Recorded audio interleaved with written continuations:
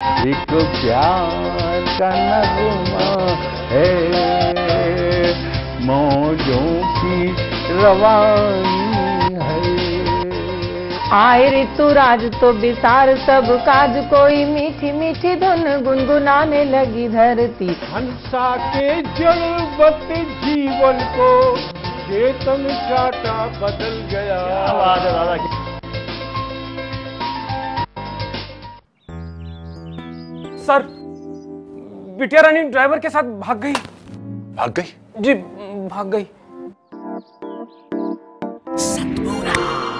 अरे कोई बात नहीं, उसे तो बचपन से भागने का शौक है। सतमोला खाओ, कुछ भी पचाओ।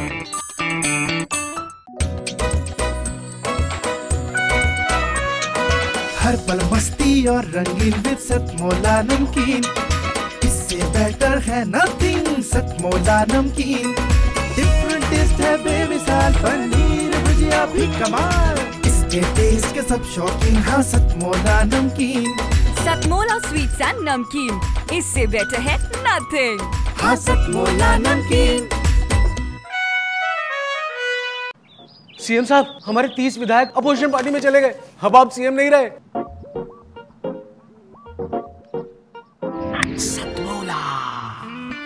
तो अब नया सीएम कौन बन रहा है? चल सतमोला खाओ, कुछ भी पचाओ। जितना जी में आए खाओ, बस खाते ही खाते जाओ। डरने की क्या बात है जब सतमोला साथ है।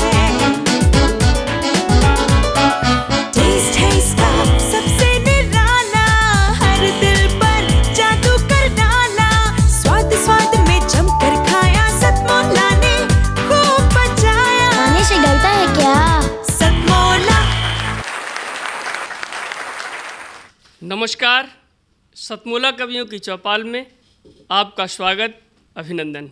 आज फिर हम एक नए एपिसोड के साथ आपके समक्ष प्रस्तुत हुए हैं और ये सतमोला कवियों की चौपाल का बड़ा गौरवमयी एक इतिहास कहें। ये 16 वर्षों से लगातार निरंतर चल रहा है और लगभग 1100 कवि, प्रसिद्ध कवि और 10,000 नवांकुर कवियों को ये काव्य पाठ करा चुका है।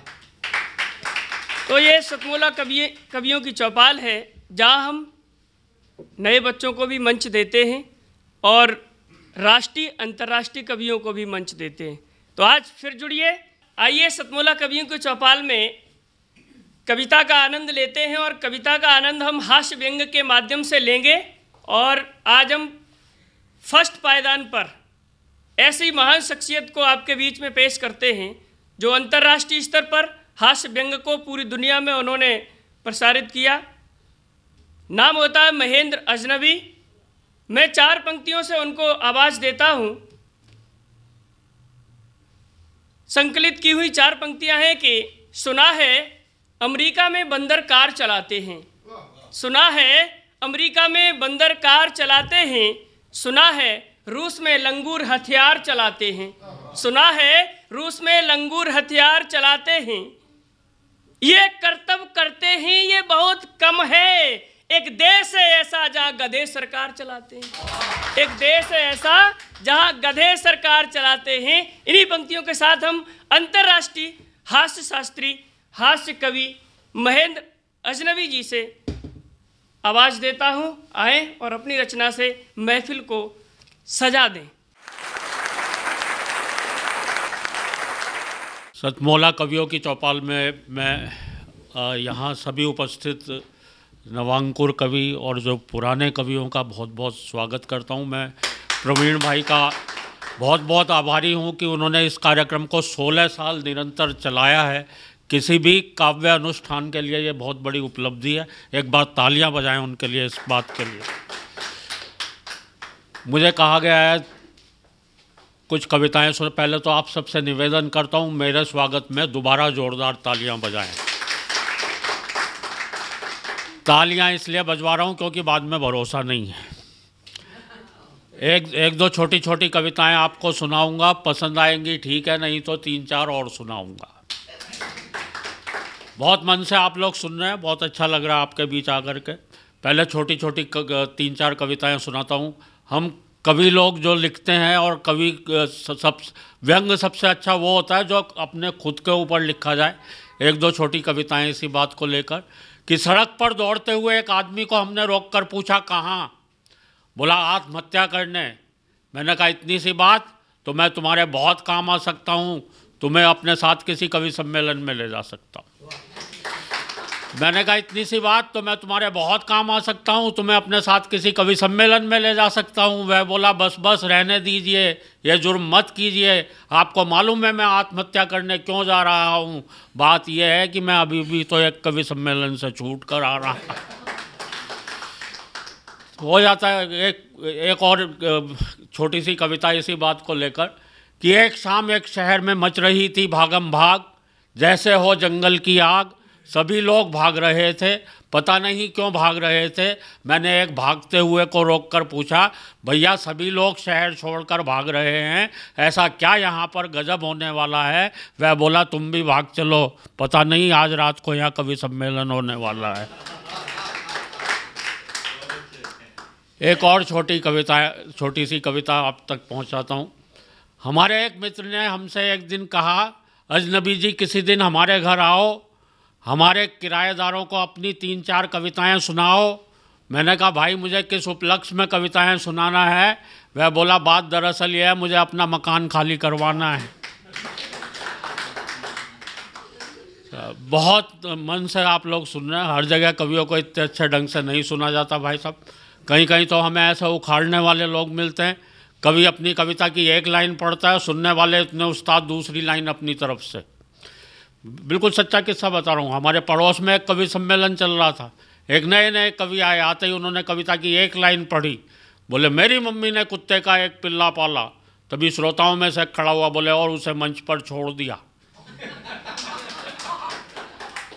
ये हंसने की बात नहीं थी, ये कविता मैंने नहीं सुनाई थी, किसी और ही कवि ने सुनाई थी, यहाँ पर भी नहीं है। पर इस तरह की दिक्कतें अक्सर हमारे साथ आती रहती हैं।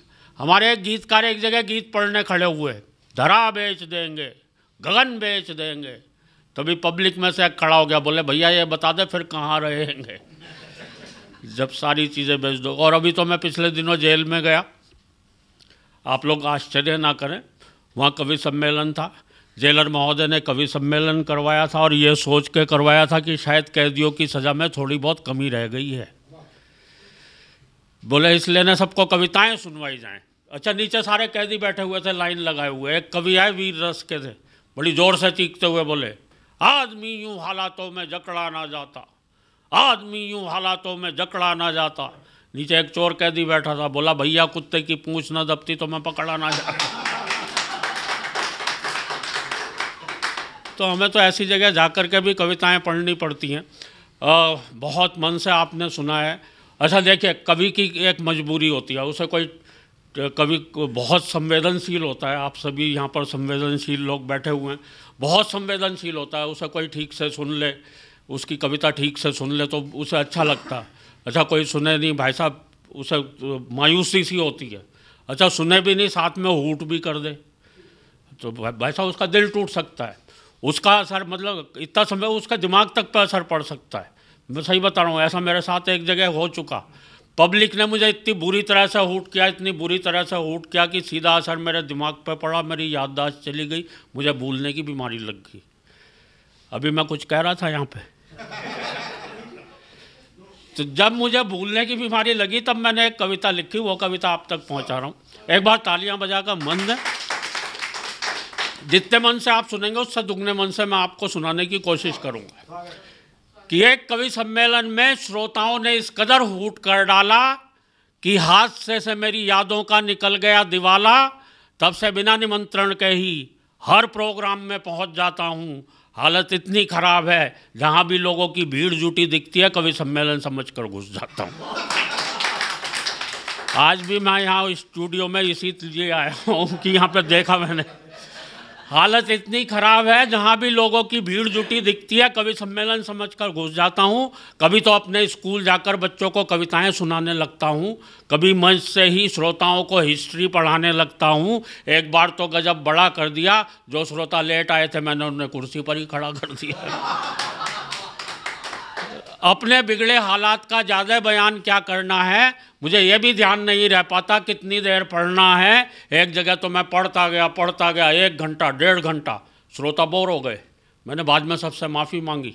मैंने कहा माफ़ करना दोस्तों, आज मेरे हाथ में घड़ी नहीं थी। एक श्रोता खड़ा होकर बोला पीछे कैलेंडर लगा हुआ था, वही देख लेता। मुझे यह भी ध्यान नहीं रह पाता कितनी देर पढ़ना है, बात हो गई है काबिले गौर की। मुझे यह भी ध्यान नहीं रह पाता कि अपनी ही पढ़ रहा हूँ या किसी और की। पूरे दिमाग में हेरा फेरी है कि जब कोई और पढ़ता है और जमता है, तब लगता है यार ये कविता तो मेरी है। एक जगह मैंने जेब से कागज़ निकाल के पढ़ना शुरू कर दिया। 5 किलो आटा, आधा किलो नमक टाटा, 6 लाइफ बॉय, 250 ग्राम चाय। एक श्रोता खड़ा हो गया करके हाय, बोले हद हो गई है, डिसिप्लिन के अनुशासन की, कविता सुना रहे हो या लिस्ट अपने घर के राशन की। और अगली पंक्ति पर आपकी तालियां चाहता हूँ। दूसरा श्रोता बोला इसे ही सुनाए जाओ। वाह वाह, इरशाद इरशाद, घर पर और क्या क्या ले जाना हम सब भी कर लेंगे याद। वैसे मियाँ आप किस फरेब में हैं, ऐसी है कि कविता तो हम सबकी जेब में है। घर वाले भी मुझसे कुछ नहीं कहते हैं, क्योंकि एक दिन मैंने अपनी पत्नी से पूछ लिया था ये घर में महेंद्र अजनबी कौन है जिसके रोज़ रोज़ फ़ोन आते रहते हैं। दाढ़ी बनाने के बाद एक बार तो और भी गजब कर दिया, जब मैंने अपनी पत्नी से पूछा ये आईने में आदमी कौन था जिसकी मैं इतनी बढ़िया शेव कर गया। रात को सोते समय और भी लफड़े में रहता हूँ। मेरा कुत्ता तो आराम से बिस्तर पर सोता है, मैं पलंग के नीचे कूं करता रहता हूँ। कुछ समझ नहीं पाता हूँ, पत्नी पुचकारते हुए उसे बुलाती है, दो मिलाते हुए मैं पहुँच जाता हूँ। पूर्ति का ऐसा प्रमाण देता हूँ, वो रोटी उसे डालती है, पहले मैं लपक लेता हूँ। सवाल खड़े हो गए हैं रोज अनबुझे, मुझे यही पता नहीं लग पा रहा भूलने की बीमारी मेरे कुत्ते को लगी है या मुझे। और दोस्तों भूलने का आलम यह है, तेल हाथ में लिया सर पे मलना भूल गए, कुर्सी पर बैठे उठना भूल गए, चौराहे पर खड़े हुए चलना भूल गए। और भूलने पर बहुत नई बात कहने जा रहा हूँ, आपकी तालियां चाहता हूँ। चौराहे पर खड़े हुए चलना भूल गए, और दोस्तों गंजे भी इसलिए हो गए क्योंकि मेरे सर के बाल उगना भूल गए। पत्नी बोली एक बार मेरे भरतार हेल्प करा दो, गीले कपड़े ऊपर फैला दो। ऊपर जाते ही दिमाग भटक गया, मैंने कपड़े तो चारपाई पर पट के खुद तार पर लटक गया। टूट गई टांग, डॉक्टर आया, पलस्तर चढ़ाया, डॉक्टर भी था होशियार, भुलक्कड़ों का सरदार, गजब ही ढा दिया, टूटी दाई टांग थी, पलस्तर बाई पर चढ़ा। और मित्रों भूलने पर इससे बड़ी बात कोई कह नहीं सकता जो मैं कहने जा रहा हूँ। मैं क्या कहने जा रहा था ये तो भूल ही गया।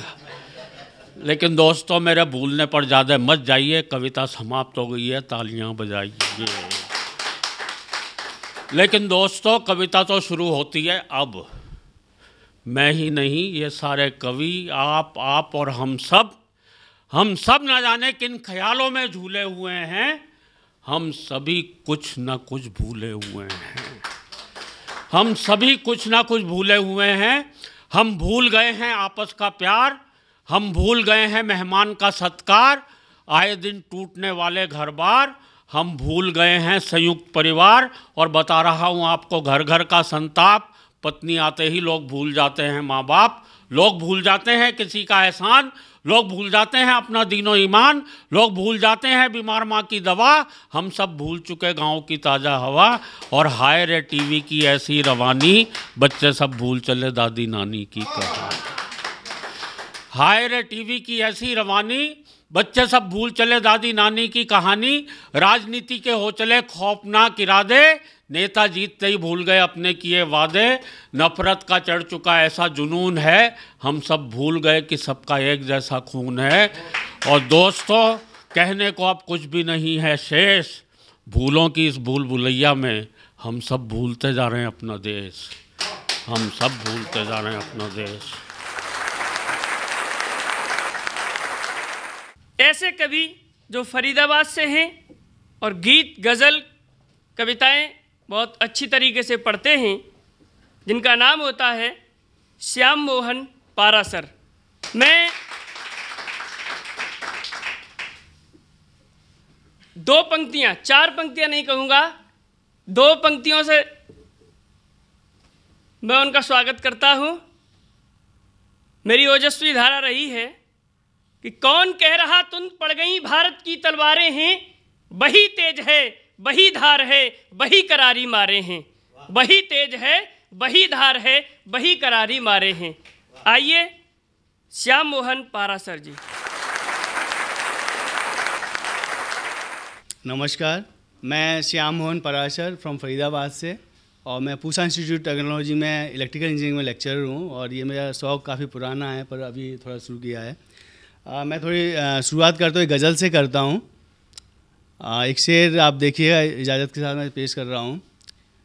वो एक गुस्ताख निगाह है, वो एक गुस्ताख निगाह है, फिर भी ए दिल तूने उसे पाने की जिद क्यों कर ली, फिर भी ए दिल तूने उसे पाने की जिद क्यों कर ली। मुझे उस चाँद की चांदनी से मोहब्बत है, मुझे उस चाँद की चांदनी से मोहब्बत है, जो है किसी और की और अरमान है मेरा, जो है किसी और की अरमान है मेरा। मैं गज़ल पेश कर रहा हूँ, और मैं हम जैसे उम्र के लोगों के लिए है। जब भी चाहत, जब भी चाहत जवान होती है, जब भी चाहत जवान होती है, शहर एक मेहरबान होती है, शहर एक मेहरबान होती है। राह पकड़ी तो थी मोहब्बत की, राह क्यों बदगुमान होती है, राह क्यों बदगुमान होती है। आगे देखिए। सोचता कुछ है और कुछ होता, सोचता कुछ है और कुछ होता, आशिकी इम्तिहान होती है, आशिकी इम्तिहान होती है। जब भटकता है ख्वाब आँखों में, जब भटकता है ख्वाब आँखों में, दर्द की दास्तान होती है। जब भी चाहत जवान होती है, सूझती है कहाँ उसे मस्ती, सूझती है कहाँ उसे मस्ती, जिसकी आफत में जान होती है, जिसकी आफत में जान होती है। लाख अफसाने या फसाने हों, लाख अफसाने या फसाने हों, शायरी दिल की जान होती है, शायरी दिल की जान होती है। एक बार पुनः सतमूला कवियों की चौपाल में अभी श्याम मोहन पारासर जी ने बेहद खूबसूरत गीत आपके बीच में, गज़ल आपके बीच में पढ़ी, बड़ा आनंद आया। इसी कड़ी में हम एक और नाम जोड़ते हैं जिनका नाम होता है राम अवतार पाल, जो सिकंदराबाद से आए हुए हैं और वो भी एक गीत पढ़ेंगे। उनकी भूमिका में मैं एक दोहा पढ़ देता हूँ और ये बिहारी लाल जी ने कहा, कहत नटत रीझत खिलत, कहत नटत रीझत मिलत खिलत लज्जात, भरे भवन में करत हैं नैनन ही सो बात, भरे भवन में करत हैं नैनन ही सो बात। आए राम अवतार पाल सिकंदराबाद। मैं राम अवतार पाल सिकंदराबाद से, मैं श्रृंगार से लिखता हूँ। कश्तियाँ चलती नहीं, कश्तियाँ चलती नहीं पतवार से रहकर अलग, कश्तियाँ चलती नहीं पतवार से रहकर अलग, गीत बन सकता नहीं झनकार से रहकर अलग। कश्तियाँ चलती नहीं पतवार से रहकर अलग, गीत बन सकता नहीं झनकार से रहकर अलग। कारगर कितनी भी हो बेशक दबा वो मर्ज में, कारगर कितनी भी हो बेशक दबा वो मर्ज में, ठीक कर सकती नहीं बीमार से रहकर अलग। पानी पे पानी से पानी लिख देना आसान नहीं, पानी पे पानी से पानी लिख देना आसान नहीं, मिट्टी से मिट्टी पे लिख देना अभिमान नहीं, मिट्टी से मिट्टी पे मिट्टी लिख देना अभिमान नहीं। कितनी है औकात तुम्हारी मैं तुमको क्या बतलाऊं, कितनी है औकात तुम्हारी मैं तुमको क्या बतलाऊं, निर्बल पर बल को दिखलाना मर्दों की पहचान नहीं। मुझे तेरी मोहब्बत में जहाँ पागल समझता है, मुझे तेरी मोहब्बत में जहाँ पागल समझता है, कहीं बरसे नहीं ऐसा मुझे बादल समझता है। मुझे तेरी मोहब्बत में जहाँ पागल समझता है, कहीं बरसे नहीं ऐसा मुझे बादल समझता है। तेरा दिल क्या समझता है मुझे इतना बता दे तू, तेरा दिल क्या समझता है मुझे इतना बता दे तू, तेरी आँखों की गुस्ताखी तेरा काजल समझता है। मुझे उनकी निगाहों से अगर पैगाम मिल जाए, मुझे उनकी निगाहों से अगर पैगाम मिल जाए, भटकते इस मेरे दिल को कहीं आराम मिल जाए। मुझे उनकी निगाहों से अगर पैगाम मिल जाए, भटकते इस मेरे दिल को कहीं आराम मिल जाए। नहीं पीता मगर फिर भी, नहीं पीता मगर फिर भी तमन्ना जाग जाएगी, गुलाबी होठ से छलका अगर एक जाम मिल जाए। है खुला दरबार दिल का, है खुला दरबार दिल का, खिड़कियां पर बंद जैसी, लग रही तेरी जवानी क्यों मुझे गुलकंद जैसी। है खुला दरबार दिल का, खिड़कियां पर बंद जैसी, लग रही तेरी जवानी क्यों मुझे गुलकंद जैसी। हुस्न तेरा रसमलाई स्वाद पर नमकीन जैसा, महक मुझको आ रही है हर तरफ मकरंद जैसी। अब एक गीत और बस पढ़ते हैं। हुस्न शीशा है जब सामने तो, हुस्न शीशा है जब सामने तो दर्पण की ज़रूरत नहीं है। हुस्न शीशा है जब सामने तो दर्पण की ज़रूरत नहीं है, मेरे महबूब जैसी सूरत किसी की भी सूरत नहीं है। हुस्न शीशा है जब सामने तो दर्पण की ज़रूरत नहीं है, मेरे महबूब जैसी सूरत किसी की भी सूरत नहीं है। महकती है वो बहारों के जैसी, महकती है बहारों के जैसी, चमक है सितारों के जैसी, चार बच्चों की माँ हो गई है लगे वो कुंवारों की जैसी। चार बच्चों की माँ हो गई है लगे वो कुंवारों के जैसी, उससे एक पल खपा रह सकूँ मैं, मेरी इतनी जुर्रत नहीं है, मेरे महबूब जैसी सूरत किसी की भी सूरत नहीं है। संगमरमर से उसके बदन को, संगमरमर से उसके बदन को रब ने फुर्सत में होगा तराशा। संगमरमर से उसके बदन को रब ने फुर्सत में होगा तराशा। खूबियाँ इतनी सारी हैं उसमें देख कर हर कोई है हताशा। खूबियाँ इतनी सारी हैं उसमें देख कर हर कोई है हताशा।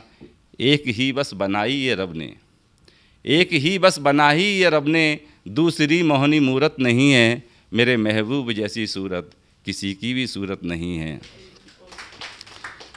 देख कर शोक कातिल अदाएं, देख कर शोक कातिल अदाएं, मर मिटने को जी चाहता है। देख कर शोक कातिल अदाएं, मर मिटने को जी चाहता है। झील सी गहरी आँखों में उसकी बसने को जी चाहता है। दिल की दीवानगी का ये आलम बताने में गैरत नहीं है। मेरे महबूब जैसी सूरत किसी की भी सूरत नहीं है। मेरे महबूब जैसी सूरत।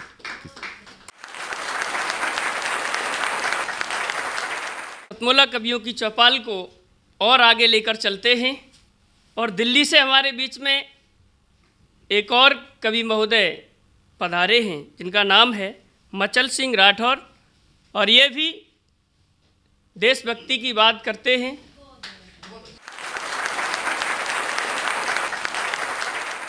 मैं सर्वप्रथम जन्म जननी और जगत जननी को प्रणाम करता हूँ।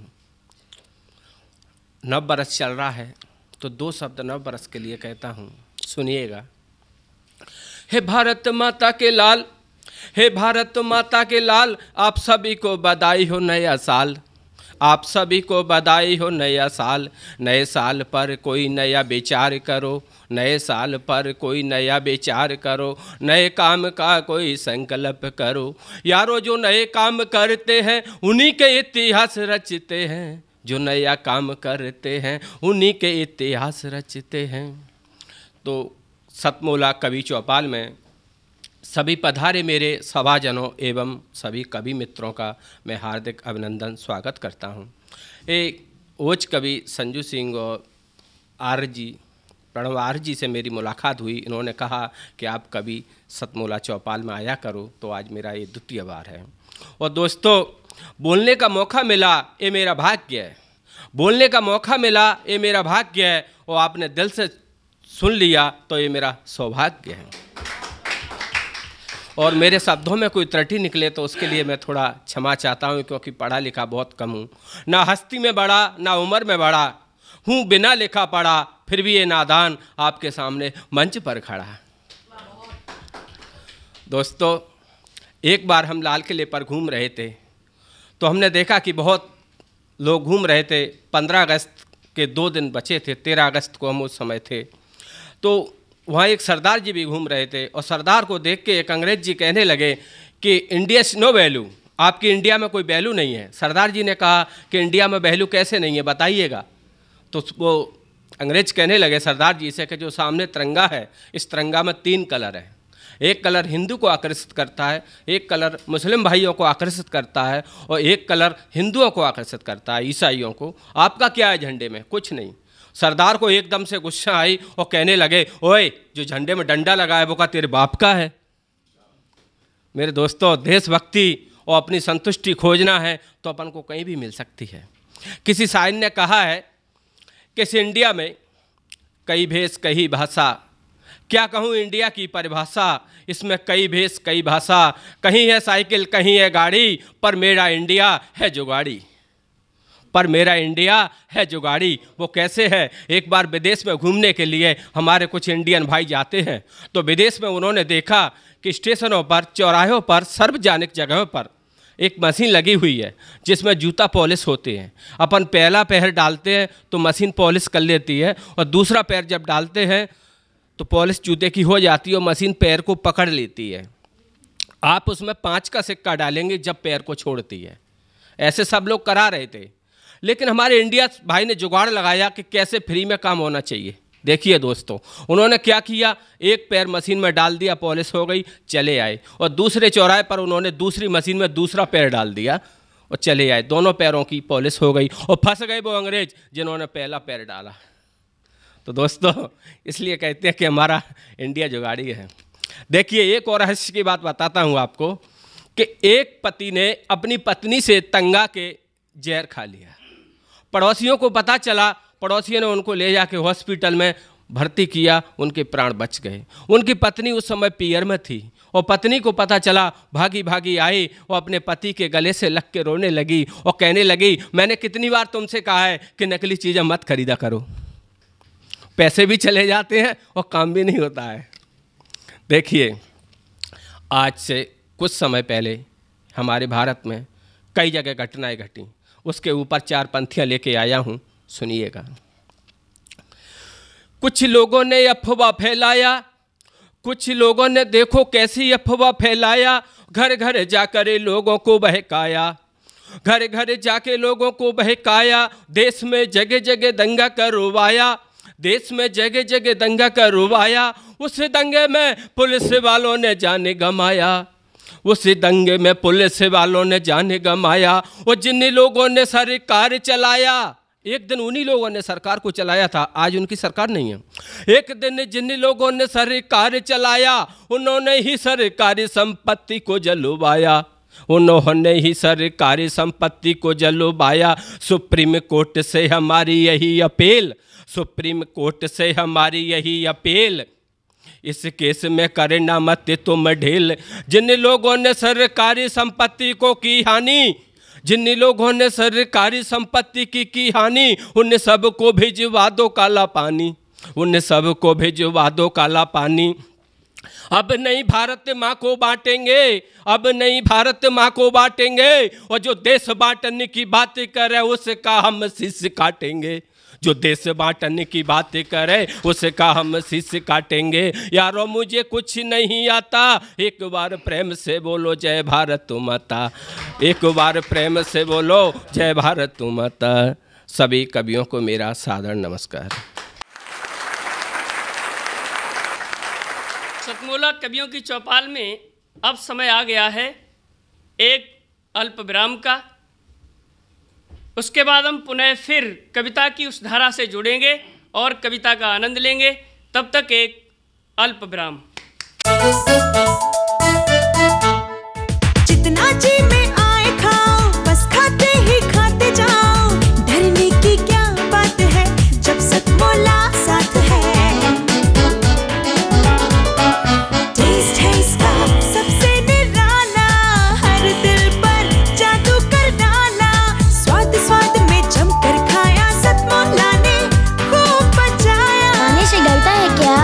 सतमोला। सर, बिटिया रानी ड्राइवर के साथ भाग गई। भाग गई? जी भाग गई। अरे कोई बात नहीं, उसे तो बचपन से भागने का शौक है। सतमोला खाओ, कुछ भी पचाओ।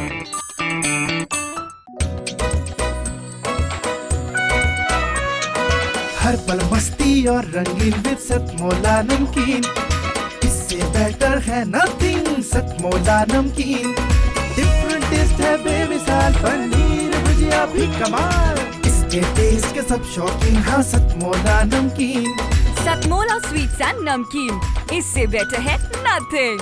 हाँ सतमोला नमकीन। सीएम साहब, हमारे 30 विधायक अपोजिशन पार्टी में चले गए। अब आप सीएम नहीं रहे। सतमोला। तो अब नया सीएम कौन बन रहा है? चल सतमोला खाओ, कुछ भी पचाओ। आइए अल्प विराम के बाद हम पुनः सतमोला कवियों की चौपाल में कविता से जुड़ते हैं और हमारे बीच में एक कवित्री पधारी हुई हैं। नाम है उनका रेणु बालाधर, जो कि रांची से आई हैं, गीत पढ़ती हैं। उनकी कविता का आनंद लेते हैं और हम उन्हें एक छोटे से, यूँ कहें कि श्रृंगार का गीत है, देशभक्ति का गीत है, उसमें सब कुछ झलकता है। मैं वो गीत पढ़ देता हूँ। आइए मैं माखनलाल चतुर्वेदी की 4 पंक्तियाँ पढ़ता हूँ। चाह नहीं मैं सुरबाला के गहनों में गूंथा जाऊँ, चाह नहीं मैं प्रेमी माला में बिंद प्यारी को ललचाऊँ, चाह नहीं मैं हे हरि, चाह नहीं मैं हे हरि सम्राटों के सब पर डाला जाऊँ, चाह नहीं मैं देवों के सर पर चढ़ूँ भाग्य पर इठलाऊँ। हे बनमाली मुझे तोड़ लेना और उस पथ पर देना फेंक, मातृभूमि के लिए जहाँ पर शीश चढ़ाने जाएं वीर अनेक। आइए इन्हीं पंक्तियों के साथ हम रेणु बालाधर रांची से आई हैं, उनका स्वागत करते हैं। नमस्कार, मैं रेणु बालाधर आपके सामने एक गीत प्रस्तुत कर रही हूँ।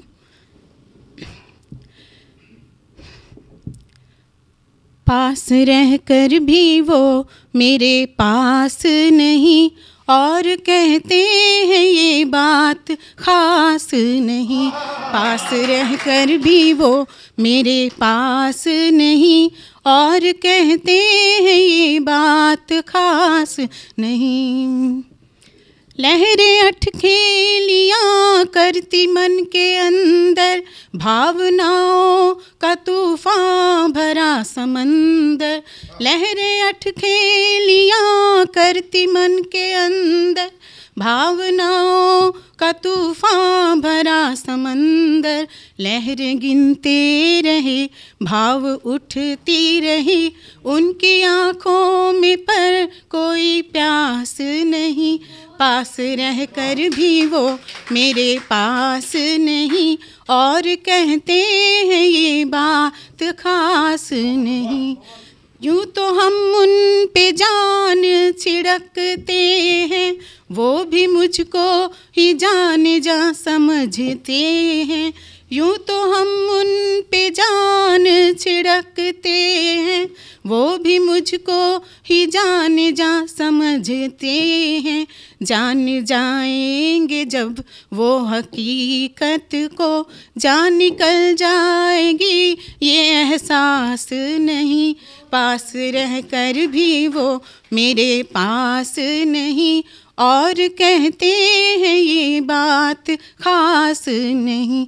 यूँ खुद ही हमने निभाई है ये दूरियां, हाय कह ना सकूं क्या थी मजबूरियां। खुद ही हमने निभाई है ये दूरियां, हाय कह ना सकूं क्या थी मजबूरियां। वो सितमगर बनी और जुल्म कर गए, चोट गहरी मगर एक निशान नहीं।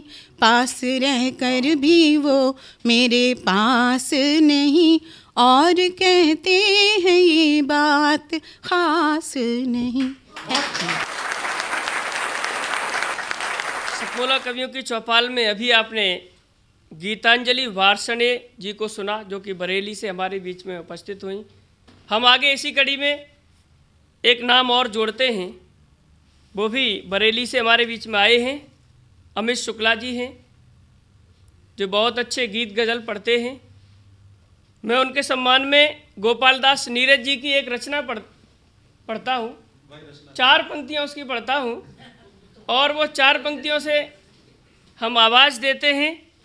हमारे बीच में अमित शुक्ला जी हैं कि जलाओ दिए पर रहे ध्यान इतना, जलाओ दिए पर रहे ध्यान इतना, अंधेरा धरा पर कहीं रह न जाए, अंधेरा धरा पर कहीं रह न जाए।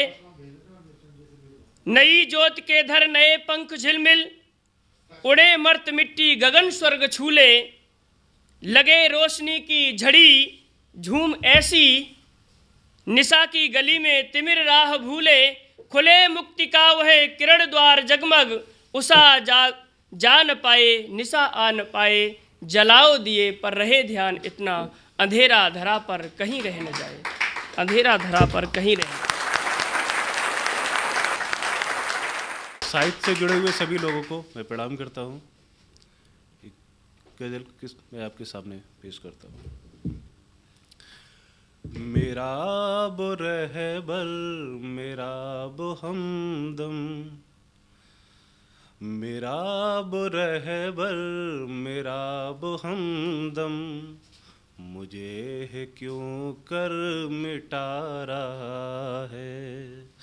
मेरा बो रहबर मेरा बो हमदम, मुझे है क्यों कर मिटा रहा है। जफ़ाएं करता है रात दिन और, जफ़ाएं करता है रात दिन और, फरेबी मुझको बता रहा है। मेरा रहबर मेरा हमदम, मुझे पलट कर कभी न देखा, मिला अचानक किसी सफर में, मुझे पलट कर कभी न देखा, मिला अचानक किसी सफर में। फना हुए हैं उसी के खातिर, फना हुए हैं उसी के खातिर, बही ही नजरें चुरा रहा है। करे सितम या फना करे वो, करे सितम या फना करे वो, या मेरे हक में सजा करे वो। उसे बुरा मैं कहूँ तो कैसे, कभी जो मेरा खुदा रहा है।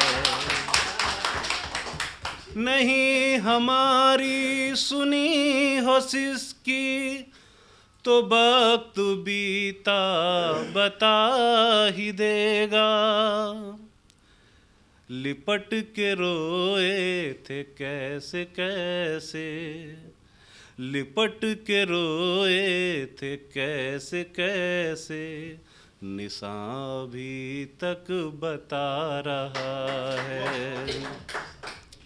मैं कश्मकश में हूँ देख कर ये, अजीब हलचल है मेरे मन में। हमें दिखाई थी राह जिसको, वो रास्ते से हटा रहा है। सतमोला कवियों की चौपाल 16 वर्षों से एक धुरंधर कवि को बुलाती रही है, समय देती रही है। इस बार भी हमने एक अंतर्राष्ट्रीय हास्य गज़लकार पंडित सुरेश नीरव जी को निवेदन दिया और वो यह हमारे बीच में उपस्थित हुए हैं। हम पंडित सुरेश नीरव जी की रचनाओं को सुनेंगे और पूरे जोश और आनंद के साथ सुनेंगे। आइए पंडित सुरेश नीरव दादा। नमस्कार, मैं पंडित सुरेश नीरव सतमोला के इस कवि सम्मेलन के माध्यम से हिंदुस्तान और हिंदुस्तान के बाहर जितने भी लोग इस चैनल को देखते हैं उन सबको नमस्कार करता हूँ। प्रवीण आर्य जी का मेरे पर बड़ा प्रेम है, ये मुझे बुलाते रहते हैं। मैं विज्ञान का विद्यार्थी रहा हूँ और विज्ञान बहुत ही एक दूसरे ढंग की चीज़ है, लेकिन मैं कविता भी करता हूँ और विज्ञान में कविता करता हूँ। तो ये समझिए कि विज्ञान के क्षेत्र में मेरा प्रवेश वैसे ही है जैसे कांच के मकान में सांड का घुस जाना। लेकिन एक नया मुहावरा देने की मैंने कोशिश की है कि विज्ञान और कविता जिसे लोग अभी तक 36 का आंकड़ा समझते थे, उसे मैंने 63 का आंकड़ा बनाया। और मेरा ये प्रयास इतना सफल रहा कि अभी कलकत्ता में international science and literature festival हुआ, जिसमें हिंदुस्तान के 28,500 वैज्ञानिकों ने भाग लिया और माननीय प्रधानमंत्री नरेंद्र मोदी जी ने जिसका उद्घाटन किया, उस कार्यक्रम की मैंने अध्यक्षता की और मैंने कविता को विज्ञान की उस सीढ़ी तक पहुंचा दिया। तो मैं कोशिश कर रहा हूं अपने उन सारे लोगों को जो कविता लिखते हैं कि थोड़ा लतीफ़ेबाजी और चुटकुलेबाजी से अलग खड़े होकर कविता का एक नया रूप भी देखें और हंसाया भी जा सकता है वैज्ञानिक बात करके। देखिएगा कि आयोडीन मिलाया उसने जलों के नमकीन में। आयोडीन मिल जाता है तो नमक और ज़्यादा नमकीन हो जाता है, ऐसा वैज्ञानिक कहते हैं। कि आयोडीन मिलाया उसने जलों के नमकीन में, जैसे यौवन पैक किया हो हुस्न की पॉलीथीन में। आयोडीन मिलाया उसने जलवों के नमकीन में जैसे यौवन पैक किया हो हुस्न की पॉलीथीन में। अजनबी जी, पावर हाउस चालू देखा हमने हर एक हसीन में, पावर हाउस चालू देखा हमने हर एक हसीन में। हाई वोल्ट का करंट लगा तो औंधे गिरे जमीन में। जोर जोर से आए झटके, एटॉमिक स्ट्रक्चर इलेक्ट्रॉन और प्रोटॉन से बनता है, इसको देखिए आज से मैं कैसे कहता हूँ। जोर जोर से आए झटके विस्फोटक माहौल हुआ, जोर जोर से आए झटके विस्फोटक माहौल हुआ। इलेक्ट्रॉन प्रोटॉन मिले हैं कॉलेज की कैंटीन में। जोर जोर से आए झटके विस्फोटक माहौल हुआ। इलेक्ट्रॉन प्रोटॉन मिले हैं कॉलेज की कैंटीन में। और एक वैज्ञानिक कवि किसी की खूबसूरती की तारीफ कैसे करेगा कि अस्पताल सा बदन तुम्हारा, 5 स्टार हॉस्पिटल्स हैं आजकल तो, अस्पताल सा बदन तुम्हारा सांसें सुंदर नर्सों सी। अस्पताल सा बदन तुम्हारा सांसें सुंदर नर्सों सी। मैं मरीज एक लावारिस सा दुबका हूँ दूरबीन में। मैं मरीज एक लावारिस सा दुबका हूँ दूरबीन में। ग्लूकोज जो इश्क का मिलता हुस्न हरा हो जाता है। ग्लूकोज जो मिले इश्क का हुस्न हरा हो जाता है। बड़ी केमिकल पावर देखी नखरों की प्रोटीन में। बड़ी केमिकल पावर देखी नखरों की प्रोटीन में। और आज की कविता और मंच की स्थिति को एक संकेत में कहता हूँ। फ्यूज बल्ब सा चेहरा लेकर, फ्यूज बल्ब सा चेहरा लेकर डस्टबिन में सो जाओ। फ्यूज बल्ब सा चेहरा लेकर डस्टबिन में सो जाओ। गधे मंच पर दौड़ रहे हैं अब घोड़ों की जीन में। गधे मंच पर दौड़ रहे हैं अब घोड़ों की जीन में। आयोडीन मिलाया उसने जलवों के नमकीन में। जैसे यौवन पैक किया हो हुस्न की पॉलीथीन में। सतमोला कवियों की इस चौपाल में जितने भी कवि बंधु, साहित्यकार बंधु आज यहाँ आए हैं, मैं उनको उनका अभिवादन करता हूँ, उनको नमन करता हूँ। प्रवीण आर्या जी का ये जो प्रयास, सुंदर प्रयास, सतत वर्षों से चल रहा है, मैं इसका एक साक्षी हूँ। नवंकुर कवियों को जो ये मंच, सतमोला कवियों की ये चौपाल जो प्रस्तुत करती है, ये बहुत सराहनीय और प्रशंसनीय प्रयास है।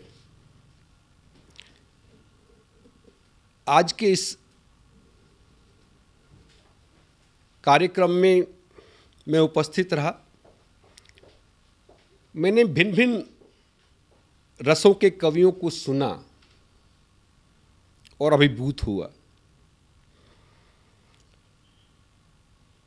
वीर रस के कवि थे, हास्य रस के कवि थे, श्रृंगार रस के कवि थे, और ये सब रस मिलकर जो है नवरस जो उत्पन्न करते हैं हमारे जीवन में, इनका बहुत महत्व है हमारे जीवन के बीच में। परंतु मैं आज एक बात जितने भी कवि यहाँ उपस्थित हैं उनके लिए बड़े आदरपूर्वक आदर से मैं कहना चाहता हूँ कि आप को ये मंच मिला है, आप नवंकुर कवि हैं, परंतु आप हमेशा नव अंकुर कवि न रहें और अपने प्रयासों को इतना उद्दात करें कि एक दिन आप भी जो हैं देश भर में अपना नाम बनाएं, आपकी कविता श्रेष्ठतम कविता हो, ऐसा मेरा आपसे आग्रह है, ऐसा मेरा आपसे निवेदन है। आप में प्रतिभा है, आप उस प्रतिभा को अपने प्रयासों से और गहरा करें और उसमें गति लाएं, यही मेरी आपसे एक बार पुनः प्रार्थना है। इसी प्रार्थना के साथ मैं आप सबका पुनः एक बार धन्यवाद करता हूं, अभिनंदन करता हूं, और मैं आपके बीच में रहा, जितना समय भी रहा मुझे बहुत आनंद आया। मैं बहुत अच्छी यादें आज के इस कार्यक्रम से लेकर वापस जाने वाला हूं। मैं आपको बहुत शुभकामनाएं देता हूं, आपको बहुत साधुवाद देता हूं। बहुत धन्यवाद आप सभी का।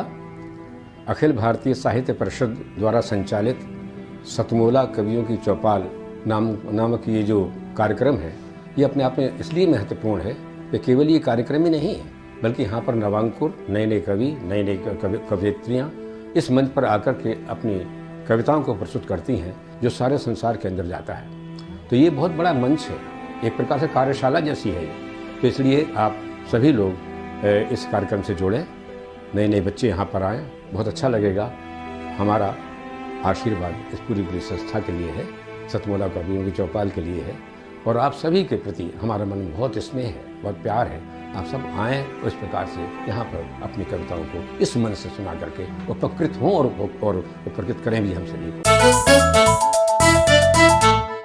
जितना जी में आए खाओ, बस खाते ही खाते जाओ, डरने की क्या बात है जब सतमोला साथ है। टेस्ट है इसका सबसे निराला, हर दिल पर जादू कर डाला, स्वाद स्वाद में जमकर खाया, सतमोला ने खूब बचाया। खाने से डरता है क्या? सतमोला। सर, बिटिया रानी ड्राइवर के साथ भाग गई। भाग गई? जी भाग गई। अरे कोई बात नहीं, उसे तो बचपन से भागने का शौक है। सतमोला खाओ, कुछ भी पचाओ।